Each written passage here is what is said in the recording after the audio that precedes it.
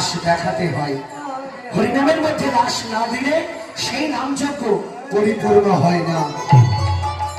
হ্যাঁ, এই দেখুন আজকে আপনারা অনেকে হয়তো গেছেন বা জানেন, আজকে সেই রাসের পজিশন আর কি।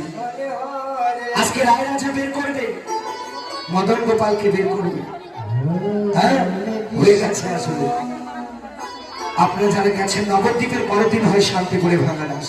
গোপীগণ, সেই দেখো পরম বৈষ্ণব ভোলানাথ এসেছে, তাই শাস্ত্রে বললেন না দিয়া বৈষ্ণব সেবা নিস্তার পেয়েছে কেবা। তাই তোমরা যাও, সকল ভক্তের দাঁড়ে দাঁড়ে গিয়ে ভিক্ষা করে নিয়ে এসে তোমরা বৈষ্ণবের সেবা দাও। তাই আপনাদের দাঁড়ে দাঁড়ে চলেছে, যে যা পারবেন বৈষ্ণব সেবার লাগে দান করবে।